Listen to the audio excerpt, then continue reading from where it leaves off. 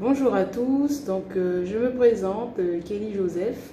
Je suis responsable du service santé, bien-être et handicap à la CTG. Depuis 2 ans, nous travaillons sur la mise en place d'une politique handicap au sein de la collectivité et je suis en charge de ce projet.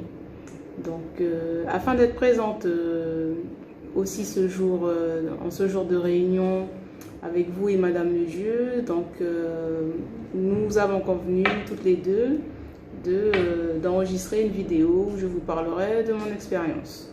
Mais selon elle, sa trame d'interview. Pour commencer, elle me demande quels ont été les déclencheurs ou la situation qui ont poussé à porter le projet de la politique handicap. Ce qui a déclenché tout ça, c'est déjà ma prise de fonction depuis 2018. J'avais comme mission le handicap, la santé et le bien-être. En arrivant à mon poste, j'ai pu établir un état des lieux et de là découler ma recherche d'informations. J'ai recensé les informations, les organismes importants vers lesquels se retourner pour pouvoir mettre en place cette politique. Voilà, et ensuite une note a été rédigée, une note d'information pour la hiérarchie, pour leur faire part des informations recensées et des méthodes qu'on pouvait mettre en place. Voilà, et le choix s'est fait au niveau de la direction et tout a commencé à partir de là. Ensuite, elle me demande, Madame Ledieu, de retracer les grandes étapes de cette démarche. Premièrement, comme j'ai dit, c'était l'étape d'état des lieux, ensuite recensement d'informations, recherche du prestataire, puisque c'est elle, Madame Ledieu, sous Subconcept, qui nous a accompagnés sur cette thématique pour établir le diagnostic. Ensuite, voilà, nous avons travaillé sur le diagnostic qui est finalisé. Là, nous sommes dans l'attente d'un CHSCT pour faire valider le projet et en parallèle, le FIP étudie notre proposition. Voilà. Elle me demande quelle place les IRP ont eu dans ce projet. Les OS ont eu une place très importante. D'ailleurs, nous les avons consultés à la deuxième réunion, après la hiérarchie d'ailleurs, pour leur faire part du projet et pour avoir leur avis dessus. Il y a eu un bon retour positif. D'ailleurs, ils nous ont apporté leur aide sur un projet en particulier, où ils étaient avec nous sur le terrain. On a très apprécié leur démarche et en fait, à chaque étape, on leur a donné, le service les renseignait au fur et à mesure que le projet se finalisait.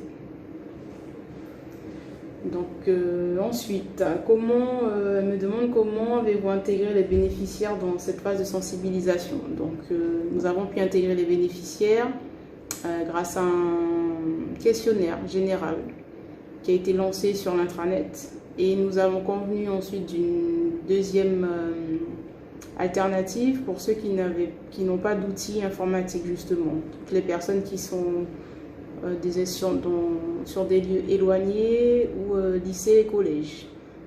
Et c'est là que les OS sont venus en fait à la rescousse, nous aider sur le terrain pour remplir les questionnaires. Et voilà, on a dû après rentrer les questionnaires manuellement pour avoir un ensemble de réponses à la hauteur de la collectivité. On continue. Prochaine question, comment voyez-vous la gouvernance et son rôle dans le déploiement d'une telle politique? Qu'attendez-vous des élus en fait? Alors, ce qu'on pourrait attendre des élus, c'est qu'ils s'engagent, qu'ils valorisent la politique, parce que ce sont des valeurs importantes et qui quand même, comment le dire, ça représente l'image de la collectivité, donc c'est un projet, je pense, qui devrait être valorisé et pris en main par nos élus. Voilà. Ensuite, pour continuer, donc je vais aller un petit peu plus rapidement. Pouvez-vous citer quelques qualités, voire compétences à retrouver chez un référent handicap ou un chef de projet? Alors, il y en a beaucoup à avoir.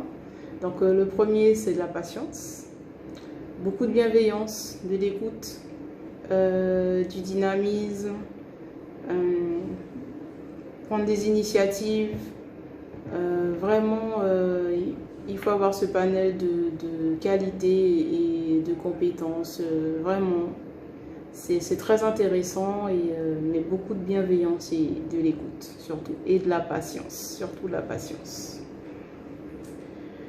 Alors, au niveau des partenariats, y a-t-il des incontournables? Alors, bien sûr, donc la MDPH, ça c'est incontournable, c'est un organisme incontournable pour les missions handicap.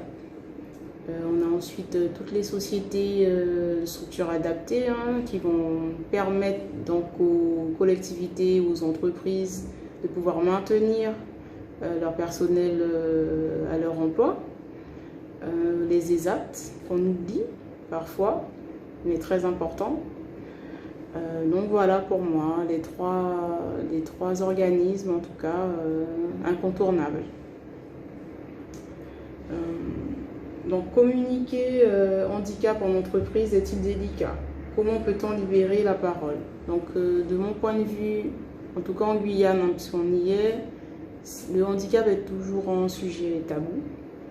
On a du mal à en parler, c'est toujours caché. On n'a pas envie d'en parler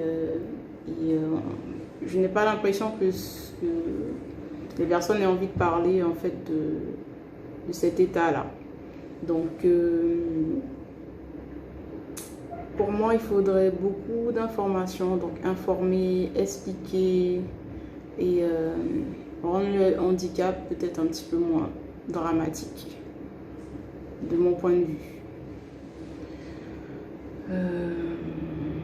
Mais aux deux niveaux, que ce soit pour les personnes qui sont dans la situation et pour les collègues autour ou les personnes qui ne sont pas touchées par le handicap. Parce que de toute façon, on est tous concernés, on n'est pas handicapé, on le devient et ça peut toucher tout le monde. Donc voilà, donc il faut s'y intéresser et comprendre un petit peu en quoi ça consiste. Alors, je vais terminer, il reste 3 questions. Donc, dans votre collectivité, mettre en place une équipe dédiée sera-t-il nécessaire? Alors ça, c'est super important d'avoir une équipe dédiée, une cellule de personnes référents pour cette mission, référents handicap, bien identifiés pour les agents, pour les services de la collectivité. Voilà, ça aussi c'est incontournable, avoir une équipe compétente, engagée sur cette mission. Alors, pouvons-nous aborder quelques freins qui seraient à combattre aujourd'hui dans votre collectivité? Alors, pour moi, il y aura toujours des freins. C'est pour ça que je dis qu'il faut s'armer de patience. Il y a toujours des freins au niveau administratif ou dans la strate hiérarchique.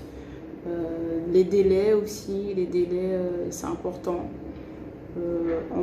En prévisionnel, on pense pouvoir finir à une date ou une autre, mais finalement, c'est pas ça. Donc voilà, la patience là, la patience, le temps, la patience est un allié pour ce projet, pour la mise en place d'une politique handicap. Donc, êtes-vous en accord avec cette phrase, la dernière question? Êtes-vous en accord avec cette phrase, le handicap est une école de management? Alors, oui, je suis d'accord, Madame Dieu. Pourquoi? Parce que quand on est manager, on ne sait pas quel profil qu'on pourrait avoir. On peut avoir tous les profils possibles. Et il faut savoir, il faut pouvoir, en tout cas avoir les outils ou aller les chercher pour manager tous les profils, quelle que soit la différence, mais tous les profils. Un manager ne choisit pas et voilà. Et aussi, il faut dire que le métier de manager s'apprend sur le terrain. Il n'y a pas de recette toute faite. Voilà, donc j'ai fini, j'ai répondu à toutes les questions de Madame Dieu. Donc je tenais à la remercier pour son aide, pour son soutien, qui a été très précieux en tout cas dans cette démarche. Moi je vous la recommande. Franchement elle est incontournable du coup elle aussi. Et je vous souhaite bon courage si vous avez le projet en tout cas de mettre en place cette politique dans votre collectivité ou société. Et c'est un projet très intéressant, très enrichissant et on en apprend beaucoup sur soi et sur les autres. Et voilà, donc bon courage et bonne réunion. Au revoir.